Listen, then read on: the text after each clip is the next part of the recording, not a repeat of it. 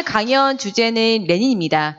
레닌은 1917년 러시아 혁명을 성공적으로 이끌었던 마르크스주의 혁명가였습니다.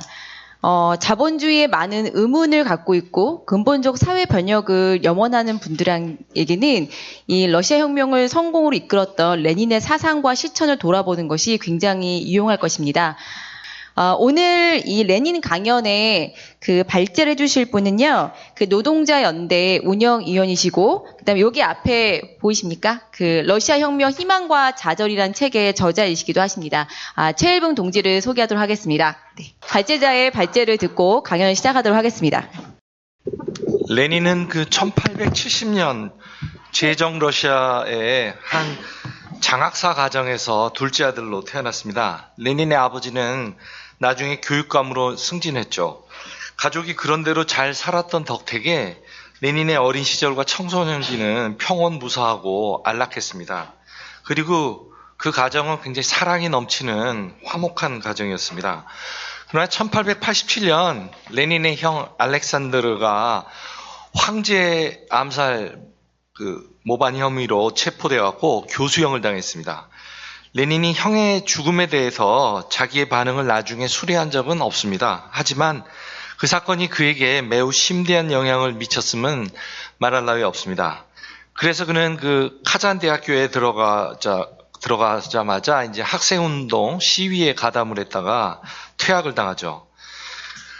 4년 뒤에 그는 이럭저럭 그래도 상트부르크 대학교 입학 허가를 받았습니다. 그래서 대학을 다 수료하고서야 비로소 혁명적 사회주의 단체에서 실질적으로 활동을 하기 시작을 했습니다. 잠깐 그 러시아의 당시 배경을 좀 살펴보면요. 19세기 말 러시아는 인구가 대부분 가난한 농민이었고 그들 위해 짜르, 즉 황제가 군림하는 나라였습니다. 주요 도시는 상트페테르부르크와 모스크바 등 몇 개밖에 없었어요. 산업도 그 몇 도시에 집중돼 있었고 자본가 계급은 지배 계급이 아니라 그 제정 러시아에서는 중간 계급이었습니다. 지배 계급은 광대한 토지를 소유한 귀족들이고 그리고 군장성들이고 보통 군대가 경찰도 겸했기 때문에 사실 참 희한하죠. 예. 군장성이자 경찰 순회인 그런 사람들이 이 나라의 지배계급이었습니다. 이 부르주아 계급은 중간 계급이었고 소규모였습니다. 선거도 없었고 언론 출판 집회 결사의 자유도 없었고 파업권도 없었습니다. 도시의 빈곤은 아주 끔찍했고 농촌은 토지에 비해서 농민의 인구가 과잉 상태였습니다. 그럼에도 귀족인 지주들은 엄청난 양의 곡물을 해외로 수출했습니다. 그러니까 농민들의 등골이 휘게 되는 거죠. 1880년대부터 산업이 조금씩 시작돼서 특히 1890년대에는 산업이 급속히 발전하기 시작했습니다. 대규모 섬유 공장들과 금속 공장들이 세워졌습니다. 하지만 도시 산업 노동자들은 여전히 농민의 바다 한가운데 떠있는 조그마한 섬과도 같았어요. 인구 1억 6천만 가운데 1억 3천만 명이 농민이고 그리고 그 도시의 산업 노동자는 330만 명밖에 안 됐고 이 농민이다가 농한기 때 도시에 와가지고 날품팔이 같은 그런 일을 하는 노동자들까지 다 포함시켜봤자 900만인가 밖에 되지 않는 인구 1억 6천만 가운데 그런 상황이었어요. 1893년경이 되면은 노동자 투쟁은 마르크스주의자들, 당시에는 사회민주주의자들이라고 불렸습니다. 사회민주주의자들과 연계를 맺게 돼요. 바로 이때 레닌이 정치 활동을 시작한 겁니다.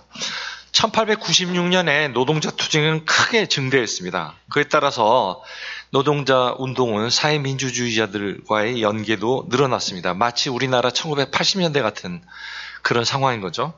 그러나 사회민주주의자들이 더 커다란 성공을 거두게 된 이 시기에 레닌은 1890년대 말에 레닌은 체포돼서 시베리아 유형을 가게 됐습니다. 레닌이 유영지에 있는 동안에 노동운동 속에서는 경제주의라고 하는 경향이 발전하기 시작했어요.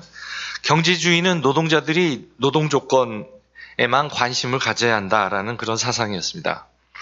뭐 노동자와 상관없는 듯이 보이는 그런 정치 쟁점은 피했습니다. 노동자들은 임금과 노동조합 결성 등의 문제에 국한해서 싸워야 한다라는 그런 노선이었죠. 정치는 노동자들이 하는 게 아니라 부르주아 정치인들이나 나중에는 이제 개혁주의 정치인들이 하는 거다라는 게 됐던 거죠. 오늘날 또 보면은 상당히 특히 우리나라 같은 경우도 보면은 이 경제주의 같은 것이 약간 연성의 형태로 이 러시아는 모든 게 극단적이었으니까. 근데 그거보다 덜 극단적인 연성의 형태로 경제주의 같은 거를 이제 우리가 꽤 많이 볼 수 있죠. 노동조합들이 이 여성 문제 같은 거에는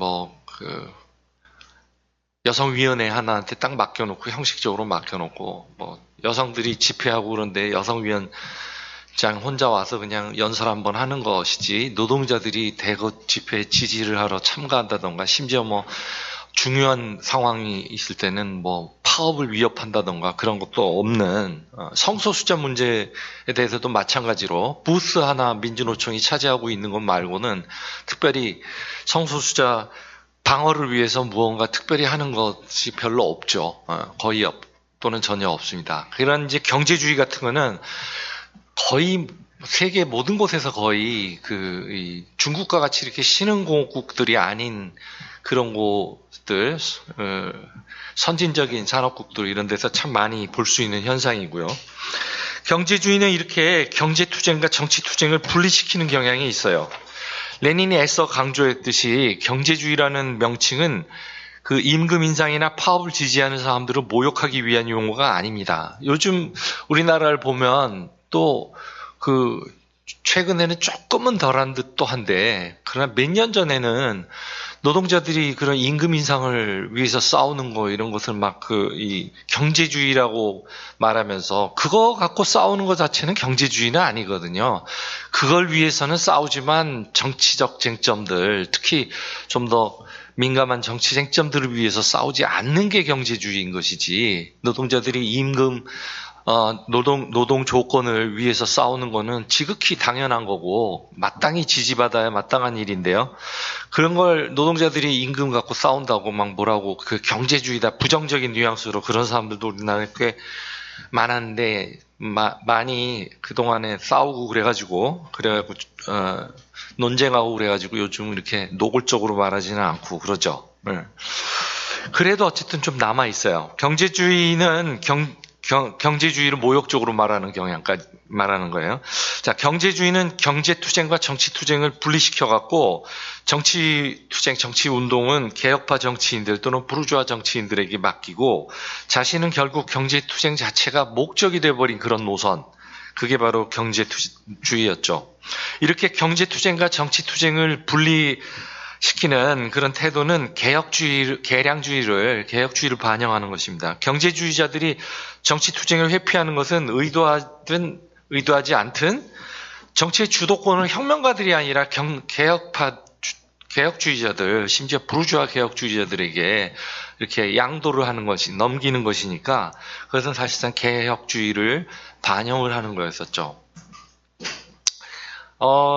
말하자면 사회민주주의 같은 경우, 사회민주주의와 노동조합 지도자들 사이의 관계가 전형적인 이제 그런 관계인데, 영국 노동당, 프랑스 사회당, 독일 사회민주당, 이런 게 이제 대표적인 사회민주주의 정당이죠. 사회민주주의 정당은 노동조합 지도자들의 기반을 두고 있습니다. 그런데 이제 노동조합 지도자들하고의 관계 보면 경제투쟁은 노동조합 지도자들이 맡아서 하고, 그 다음에 개혁입법, 사회개혁 입법은 개혁주의 정치인들이 맡아서 하고 하는 식의 일종의 사회적 분업, 일종의 역할 분담 같은 게 이루어져 있고 그런데 그것은 개량주의를 도울 뿐인 것이죠. 레닌은 그래서 유영지에서 경제주의 경향을 날카롭게 비판했습니다. 레닌이 보기에 경제주의는 혁명적 당건설을 완전히 포기하는 것이었죠. 이러한 비판을 상세하게 담은 책이 이제 무엇을 할 것인가? 1902년 초에 출판됐습니다. 무엇을 할 것인가라는 그런 책이었어요. 오늘날 많은 개혁주의자들은 무엇을 할 것인가에 그 몇몇 개혁주의자들과 지식인들은 무엇을 할 것인가의 몇몇 부분들을 문제 삼으면서 혁명적 신문과 혁명적 조직이 필요하다라는 그런 주장들을 갖다 완전히 무시하죠.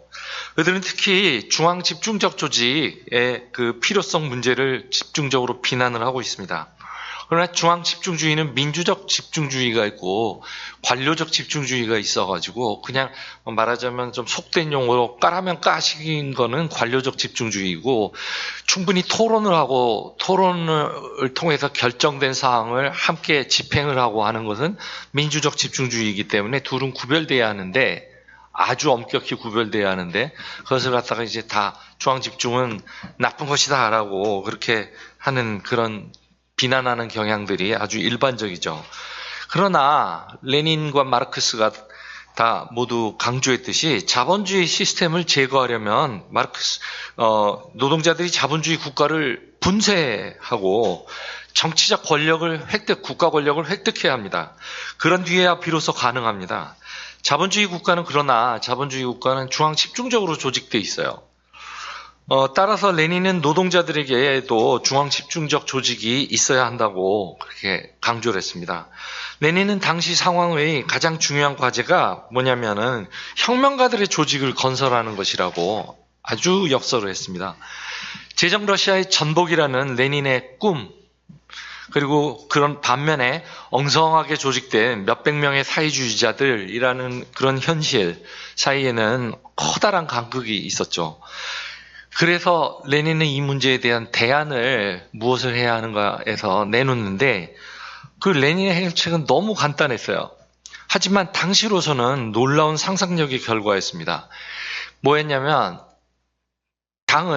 혁명적 당은 이 전국적인 온 나라를, 왜냐하면 그 경제주의자들이 다 지역적으로 분포돼서 다 지역적으로 노동조합 지원 신문들을 내고 막 그러고 있었는데 그럴 것이 아니라 온 나라를 다 이 주제 면에서 기획 면에서도 그렇지만 무엇보다도 또 반포 면에서도 온 나라를 커버하는 그런 전국적 신문을 만들어서 당을 건설해야 한다. 레닌이 든 비유는 어떤 건물을 짓는다고 한번 가정을 해보자. 그러면 비계가 있어야 하는데 그 비계는 인부들이 자신들의 임무를 공유하고 상호 조정할 수 있게 해주는 것이다.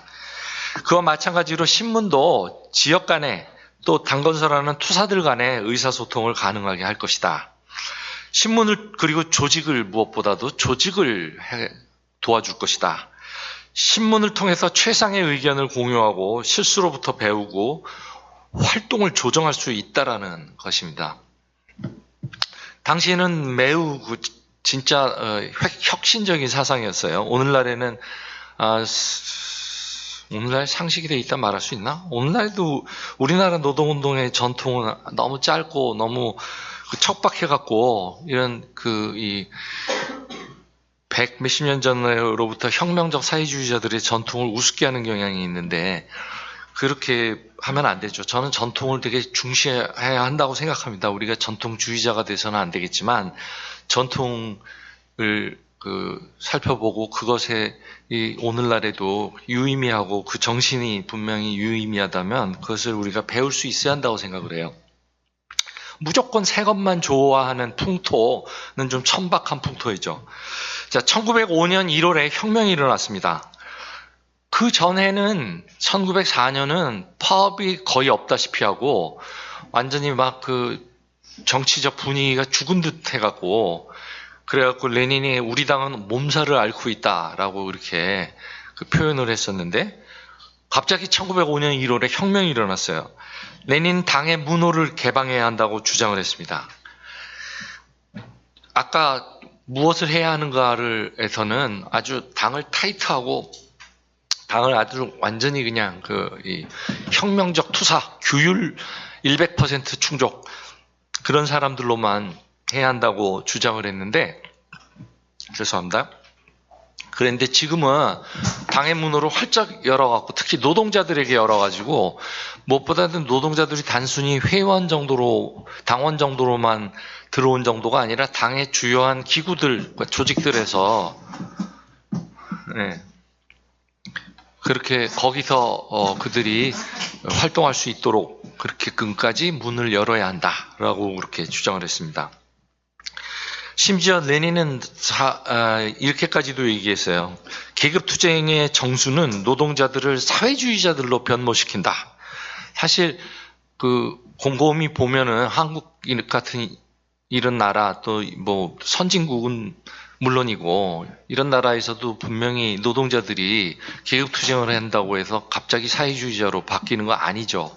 노동조합적 의식을 굉장히 오랫동안 가지고 있는 그런 경우를 우리는 많이 보는데요. 그런데 이제 레닌은 갑자기 노동자들이 계급투쟁을 해서 사회주의자로 변한다라고까지 상당히 다소 좀 과장스러운 논조예요. 다시 따지고 보면. 하지만 어쨌든 굉장히 폭발적으로 노동자들이 급진화돼 오는 그런 혁명적 시기를 반영을 해서 그는 이전 논조를 완전히 뒤집어가지고 이렇게까지 얘기를 하는 거죠. 사실 투쟁 고양기의 사람들을 조직하는 방식은 이 계급투쟁이 수세기일 때, 침체기이거나 수세기일 때 조직하는 방식과 똑같아서는 안 될 것입니다. 이게 상당히 중요한 당건설의 사상인 거예요. 정세, 세력균형을 정확하게 보고 세력균형이 지금 전진하고 나아가고 공세적으로 가고 있느냐 아니면 수세적으로 가고 있느냐 이거에 따라서 개방성이라고 하는 것이 개방 또는 폐쇄 이런 게 문제가 되는 거죠. 1905년 혁명은 그러나 그해 말부터 후퇴하기 시작해서 탄압 때문에 그리고 아직 계급과 민중이 아직 충분히 경험이 없었기 때문에 1905년 말부터 후퇴하기 시작해서 1907년에는 패배로 끝났음이 명백했습니다. 그러나 1912년부터는 투쟁이 확연하게 되살아나게 돼요. 그래서 1914년 제1차 세계대전이 개전될 때쯤에는 완전히 준혁명적, 혁명에 준하는 그런 상황이 전개됐습니다. 이 시기, 1912년서부터 14년까지 이 시기에 볼셰비키당은 프라우다라는 신문을 냈는데 프라우다는 일간신문이었고요. 일간신문에 하루에 가만히 있어보자. 계산은 300에다가 300하면, 가만히 있어. 계산이 안 되는데? 300통이야? 30통이야? 제가 왜 이렇게 멍청하죠? 하여튼, 나이가 들어가지고, 하여튼, 무지하게 많은 이 노동자들의 편지를 받았습니다. 편지, 투쟁 경험들, 그런 것들을 실어주는 그런 편지를 받았는데, 이것도 이제 신문이 바로 이제 상황에 따라 변해하는 것이죠. 운동이 침체해 있고 특히 그래서 이데올로기적인 지배계급의 이데올로기나 또는 개량주의 이데올로기가 굉장히 엄청나게 막강하게 쇄도할 때는 상당히 신문이 이데올로기 투쟁 중심으로 다시 말해 선전 중심으로 하는 것이어야겠고 투쟁이 활발하게 일어날 때는 그런 노동자들의 투쟁 경험을 독자 편지라든가 투고 같은 형식으로 많이 받아야겠고 하는 그런 거겠죠.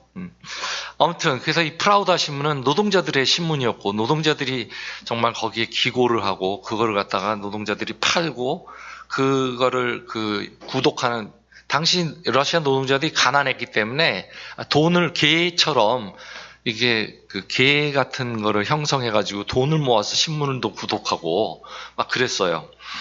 자, 그러나 1차 세계대전이 개전됐습니다. 그러니까 혁명운동의 전진을 가로막았어요.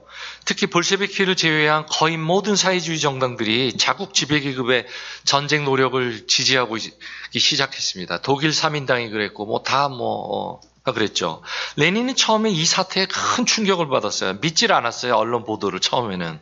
이럴 리가 없다. 하지만 그는 곧 그걸 인정을 하고 그게 사실이라는 것을 다른 사회주의 정당들의 이러한 이 대세 추수, 꽁무니 쫓기 이런 추수주의를 규명해야겠다. 그들의 국수주의 또 그것을 그 비판을 해야겠지만 또 그것이 왜 도대체 저런 현상이 일어나는가를 규명해야겠다. 그래서 제국주의에 대한 탐구에 착수했습니다.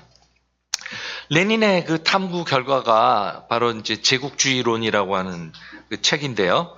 제국주의, 자본주의의 최고 단계 이런 식으로 번역이 되어 나와 있어요. 우리나라든 다른 많은 나라들에서. 그러나 뭐라 그러나 그런 사람들 굉장히 그 문헌들을 꼼꼼하게 연구하는 학자들은 이 근래 한 20년 전, 20몇 년 전에 밝혀낸 바에 따르면 그것은 그 뒤에 잘못 번역을 한 거다.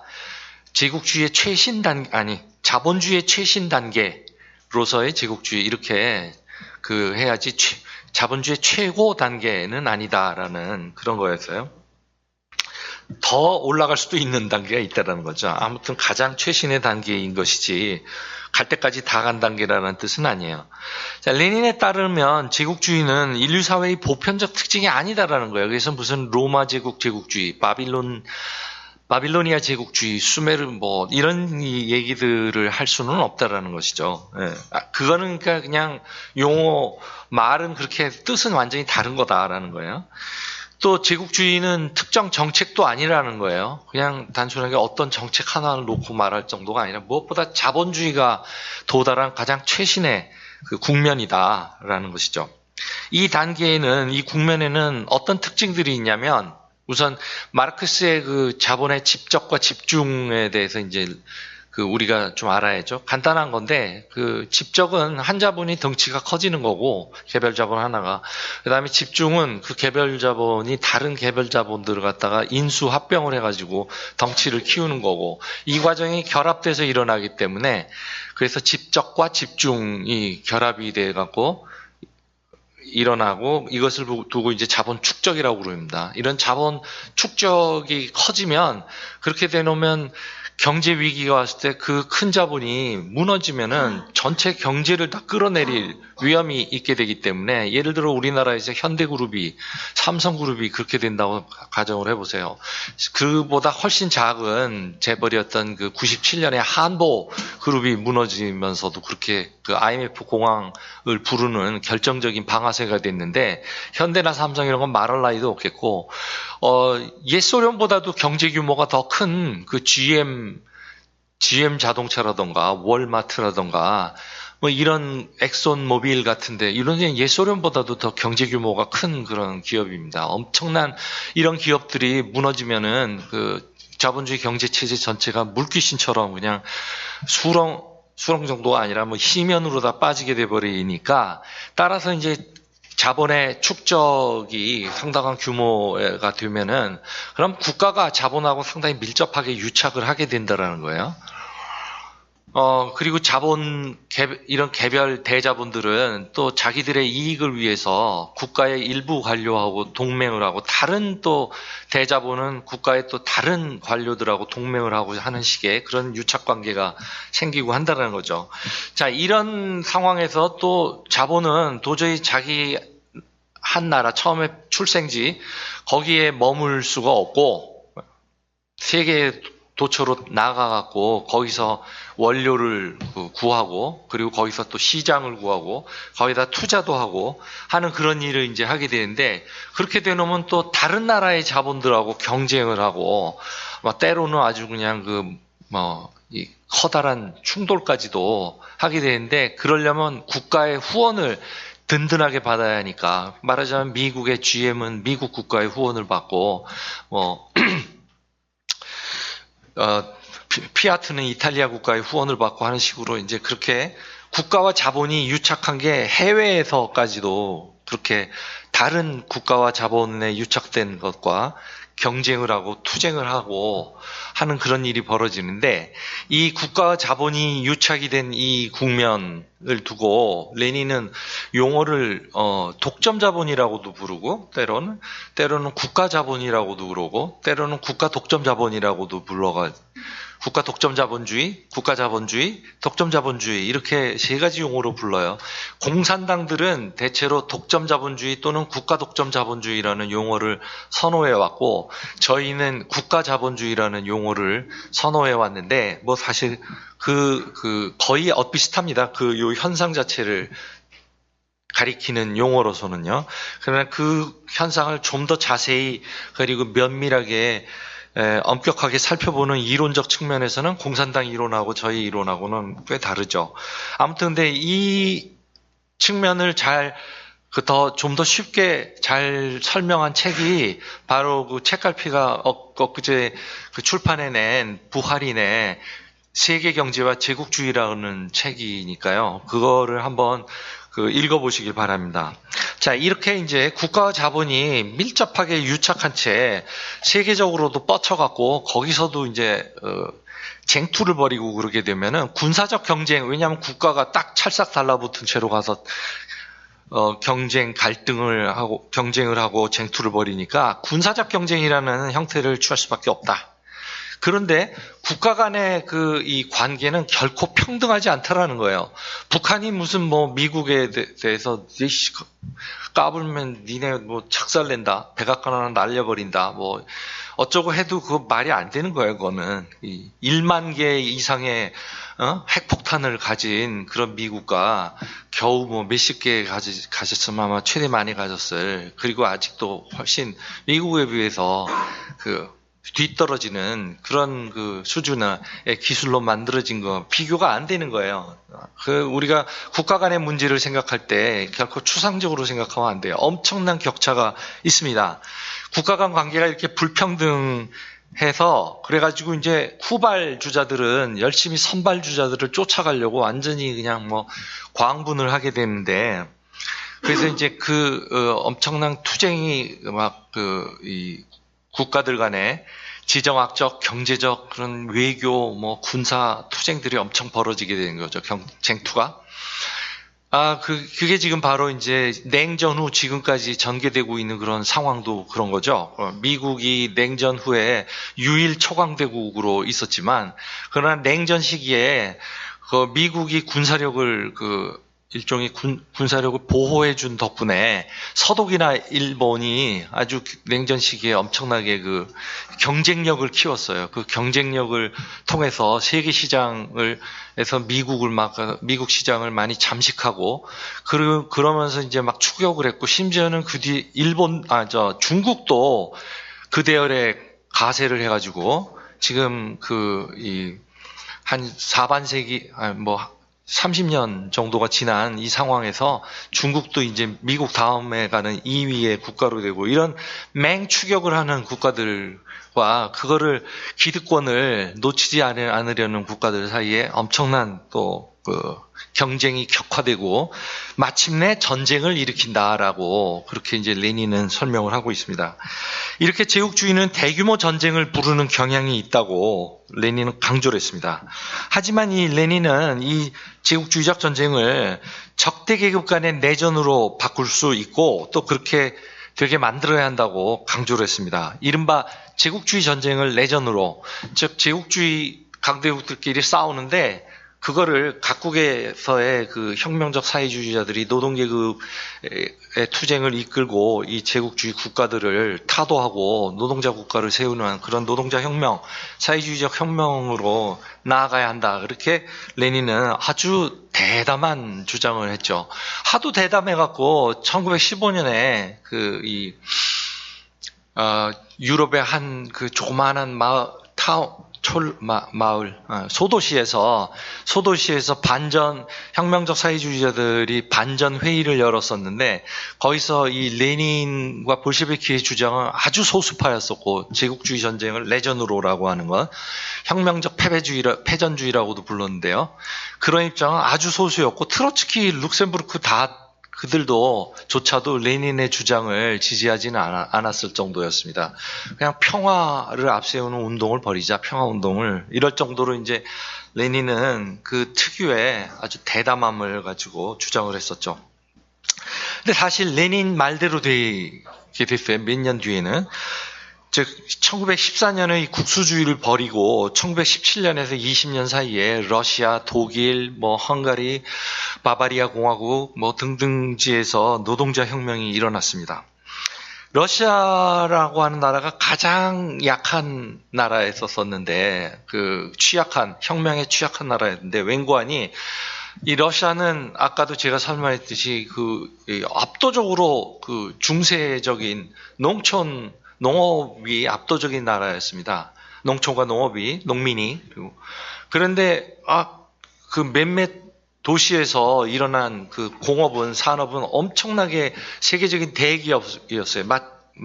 이를테면 중국에 같은 데가 바로 그런 곳이죠. 중국은 엄청나게 후진적인 가난한 나라였었는데 지난 몇십 년 사이에 엄청나게 공업화되면서 세계 최대의 공장들 아이고 갑자기 까먹었네. 하여튼 엄청난 규모, 우리나라 현대차 3만 5천 명, 한때 4만 5천 명, 이건 비교도 안 될 정도의 큰 공장들이 중국에 있고 그런데, 그런 식으로 이렇게 러시아에도 그런 공장들이 있긴 있었죠. 그러니까 이거 자체도 굉장히 불균형하고 굉장히 이 불안정성을 반영을 하는데요. 자, 이렇게 하여튼 사회 전체적으로 보면 후진국이었고 빈곤국이었고 그런 나라에서 이 서양 제국주의의 열강들의 압력을 거부하려고 짜르 정부는 이 러시아도 엄청난 군사력을 축적했습니다. 최대의 공장, 푸틸로프 공장, 주물 공장이 사실은 군사 무기를 만드는 그런 공장이었어요. 당시로서는 세계 최대 공장이었는데 3만 3천 명인가의 노동자들을 고용을 하고 있었는데 군사적인 공장이었다는 거죠. 이렇게 가난한 나라가 엄청난 군사력을 쌓기 위해서 중공업을 강화하고 하는 식의 그런 모순이 이어갖고 그래서 아주 취약했습니다. 아주. 그래가지고 레닌은 뭐라고 불렀냐면 어떤 사슬의 약한 고리라는 비유를 들어갖고 세계 제국주의 사슬에 러시아는 약한 고리다. 그래서 이 러시아에서 혁명이 다른 곳들보다 더 쉽게 일어날 수 있다라고 그렇게 지적을 합니다. 실제로 러시아에서 제국주의 사슬의 고리가 러시아에서 끊어졌습니다. 그래서 그 다음 문제는 뭐가 되냐면 이제는 그러나 이 러시아가 후진국이기 때문에 노동자 국가가 들어서더라도 말하자면 트랙터도 없이 무슨 사회주의냐, 헐벗은 평등이냐, 안 될 말 그런 상황이기 때문에 당연히 선진국 특히 독일로부터 지원을 받아야 하는데 독일에서 노동자들이 정권을 잡아갖고 독일로부터 지원을 받아야 한다라는 그런 이제 생각을 했었던 거고 그것도 사실상 거의 일어났었던 거고요. 독일 혁명이 패배이긴 했지만 그랬었던 거죠. 자, 레닌이 이런 주장들을 펴는 것에는 약간의 약점이 있었어요. 몇 가지 약점이 있지만 그 중에서 좀 가장 결정적인 약점 하나를 얘기를 하자면 금융자본이라는 개념하고 자본 수출이라는 개념입니다. 이때의 자본은 금융자본의 수출을 뜻하는데요. 레닌은 금융자본이라는 개념을 자기 이론의 중심에 두었어요. 그러다 보니까 그의 제국주의론이 마치 금융의 핵심적인 역할을 중심으로 해가지고 이론을 편 것처럼 이렇게 보였습니다. 그래가지고 우리나라에서도 근데 이 금융자본은 또 독점자본이라는 용어하고 거의 비슷하거든요. 독점자본을 이렇게 은행이 조정을 해주는 것을 금융자본이라 했기 때문에 그래갖고 우리나라에서도 참 웃지 못할 코미디 같은 얘기들이 많았었어요. 지금 청와대에 있다가 얼마 전에 해임당한 홍장표라는 사람이 옛날에 인천지역 민주노동자연합이라고 하는 좌파 조직의 출신이었는데 이제 거기가 제일 먼저 좀 오른쪽으로 가기 시작을 했는데 그때 그분이 바로 이제 거기 지지자로서 뭐라고 이제 막 주장했냐면 한국이 동남아시아 같은 데 막 투자하고 그러니까 자본 수출이다. 따라서 제국주의다. 한국이 제국주의다 이런 좀 말도 안 되는 얘기들 또는 한국의 재벌들 이게 독점 자본이니까 또 이게 또 독점 자본주의 이퀄 제국주의 레닌께서 그러셨으니까 하고 이제 한국이 또 제국주의다 이런 얘기를 오른쪽으로 가기 직전쯤에는 이제 그 단체가 그런 주장들을 하고 그랬었죠. 아무튼 그런 것도 문제이긴 한데요. 어쨌든 당시에도 문제인 것은 당시 레닌이 제국주의론을 쓰던 그 1916년 당시에 미국과 러시아는 자본 수출을 하는 수출국이 아니라 자본 수입국이었어요. 그래서 만약 레닌 제국주의론의 그 프리즘으로 보면은 미국이나 러시아는 전혀 제국주의 국가들이 아닌 것으로 보일 수밖에 없죠. 또 일본 제국주의는 뭐냐면 조선에다가 만주로의 침략을 위하여 그 중일 전쟁을 대비해 가지고 그래서 이제 만주로의 침략을 위하여 조선에다가 철도를 놓고 그리고 그 조선에서의 그 북한 지역을 공업화하는 정책을 취했었는데 그런 거 같은 것도 금융자본의 수출 이런 거하고는 좀 맞지가 않는 거죠. 자, 레닌의 자본 수출 강조가 제2차 세계대전 후에 좀 들어맞지 않는 듯 하자 공산당들을 비롯한 좌파의 대부분은 그 제국주의 개념을 식민주의로 이렇게 축소를 해버리는, 즉 강대국의 약소국을 점령하거나 완전히 지배하는 그런 걸로 이렇게 정의하고는, 근데 이제 그게 아주 직접적인 식민지를 벗어나고 있었기 때문에 당시에 제3세계 나라들이 그래가지고 뭐 신식민지, 반식민지 이렇게 앞에다가 수식어 하나를 붙여가면서 쓱 그렇게 레닌의 제국주의론을 신식민지론, 반식민지론으로 이렇게 그냥 축소시키고는, 그리고 그래서 레닌의 사상에서 제국주의 사상 이론에서 중요했던 거는 자본주의 열강들끼리, 자본주의 강대국들끼리 이 경쟁을 한다라는 거였는데, 그런 사상을 갖다가 이렇게 침묵해버리고 제껴버리고는 강대국이 약소국을 침략하거나 지배하는 것만을 제국주의로 이렇게 규정하는 그런 슬그머니 이렇게 바꿨죠. 자, 금융자본의 다른 문제점이 하나 또 있는데요. 산업자본과 금융자본의 이해관계가 대립되는 것처럼 그렇게 여기는 경향을 고무했다라는 거예요. 그래서 마치 산업자본은 굉장히 건강하고 그런데 금융자본은 이거는 지대추구자본이다. 지대추구자, 렌티어다라는. 그 한겨레 신문에도 바로 한두 달 전인가 보면은 지대추구 한겨레 경향 심상정 씨, 노회찬 씨 등의 우리나라 개혁주의자들, 왕년에는 레닌주의자들이었던 분들이지만 지금은 아니지만요. 어쨌든 이 개념이 개혁주의자들에게 매우 유용하게 써먹을 개념이 됐던 거예요. 즉 산업자본은 그래도 생산적이고 괜찮은데 금융자본은 아주 아주 기생적이고 부패하고 지대추구적이고, 따라서 이 금융자본, 그래서 금산 분리를 해야 하고, 그래가지고 이제 금융자본에 대해서는 제재를 많이 가해야 하고, 이런 식의 이제 개념들을 공산당들이 이어받고요. 심지어 공산당이 아닌 개혁주의자들도, 가장 온건한 개혁주의자들도 이제 그런 걸 이어받았죠. 이렇게 해서 이런 금융자본의 기생성을 강조하는 것을 근거로 해서 후대의 좌파 일부는 금융자본에 반대해서 산업자본하고 동맹까지 해야 한다라는 그런 종류의 인민전선주의, 국민연합주의 노선을 갖다 채택까지도 하고 그랬습니다. 근데 이건 바로 카우츠키의 사상인 거거든요. 그러니까 레닌이 그토록 반대했던 카우츠키 사상을, 레닌 사상을 가지고 카우츠키 사상에 접근을 했던 것이니, 이거 참 아이러니라고 안 할 수가 없는 거죠. 네.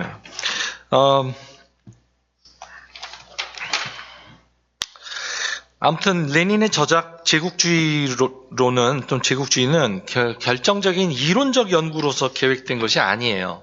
그 책 제목에다가 덧붙여진 부제목이 뭐냐면은 대중적 개설서라고 하는 부제목이 붙여져 있었습니다.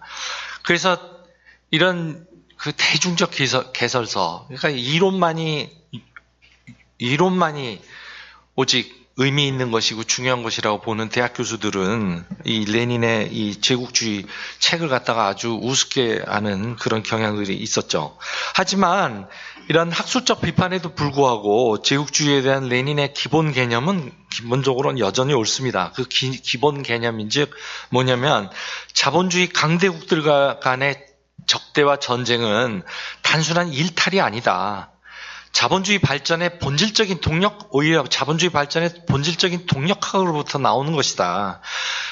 즉 아까 말한 자본의 집적과 집중이라고 막스가 불렀던 거대 기업의 초거대 기업의 형성이라고 하는 것이 국가와 자본 사이에 밀접한 이를 데 없는 그런 관계를 낳고 이런 것이 세계적으로 싸우다 보니까 이 군사적, 외교적, 지정학적 그런 것들을 다 수반하는 싸움이 일어난다라는 것이죠. 이렇게 제국주의라고 하는 것은 자본주의의 필연적 결과라는 것이에요. 그래서 제국주의 적대화 전쟁은 오직 아래로부터의 노동자 혁명을 통해서만 끝장을 낼 수 있다라고 하는 그런 논리적 결론까지 쫙 나아갑니다. 이렇게 레닌은 적대화 전쟁을, 국가 간 적대화 전쟁을 그 자본주의의 본질적인 동력학하고 연결을 시킨 덕분에 자본주의 열강들이 이렇게 체결하는 평화 협정들 이런 것들은 굉장히 일시적일 수밖에 없다. 그래서 막 평화 협정들 같은 것에 평화주의자들, 개혁주의자들은 굉장한 큰 기대를 걸고 또는 별로 스스로는 기대를 안 걸면서도 사람들에게 크게 기대를 부추기고 정치적 의제를 던져주기 위하여 어쨌든 그래가지고 평화협정을 굉장히 강조를 하는데 사실은 평화협정이라고 하는 것은 일시적으로 그냥 일시적일 뿐이고, 다시금 국가 간의 적대와 경쟁이 또 재개되는 것이 그게 세계 체제의 기본적인 그 양상이라는 것이죠. 그래서, 그러면서 또 레닌은 아주 주도 면밀하게 또 덧붙인 게 있어요.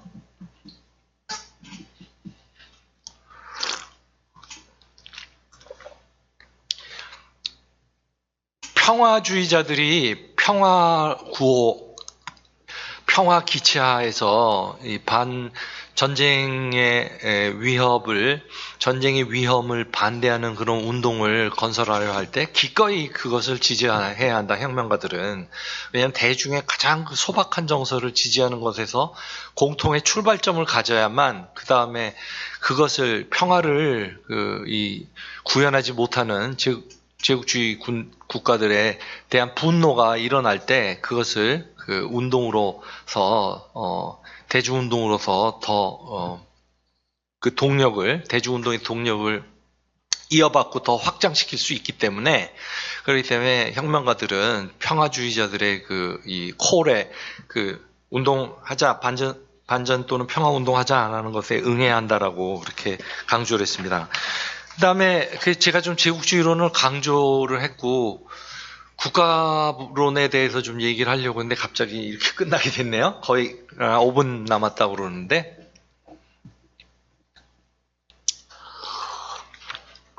오늘날 제국주의 상황이 굉장히 중요하기 때문에 제가 제국주의에 대해서 좀 꼼꼼하게 얘기를 했습니다. 국가에 대해서는 그럼 할 수 없이 이걸 완전히 혁명적으로 단축해갖고 레닌의 얘기인 즉 이거예요. 혁명이라고 하는 것은 핵심적으로 국가의 문제다. 왜? 지배계급이 피지배, 피허가, 피착취계급들을 착취하고 지배하고 억압하고 탄압하고 그러기 위해서 그래서 국가라는 무기를 사용을 하기 때문에 이거는 우리가 너무 많이 경험해왔으니까 제가 특별히 얘기할 필요도 없죠. 이렇게 국가라는 무기를 사용을 하기 때문에 우리가 혁명은 그 무기를 먼저 빼앗아야 한다. 무기를 빼앗아야 그 다음에 이 생산수단에 대한 전면적인 장악으로 그것을 몰수하고 사회화시키는 걸로 나아갈 수 있다. 물론 기존 국가를 분쇄하기 전까지는 생산수단에 대한 공격을 하지 말아야 한다던가 그런 건 완전히 그거는 좀 기계적인 헛소리죠. 거의 동시적으로 일어나는 일인데 특히 무엇보다도 이 무기를 뺏어야 한다는 거예요. 자, 이 무기를 뺏는 거는 사회민주주의자들이 그 당시 주장하고 실천하는 것처럼 그렇게 선거를 통해서 의회 다수파가 돼갖고 그래서 그 국가를 이 노동계급의 이익에 맞도록 국가를 민주화하는 것, 이것은 가능하지 않다라는 것입니다. 그래서 가능하지가 않고 오로지 기존 국가를 분쇄해야 한다라는 거였어요. 해체시켜야 한다.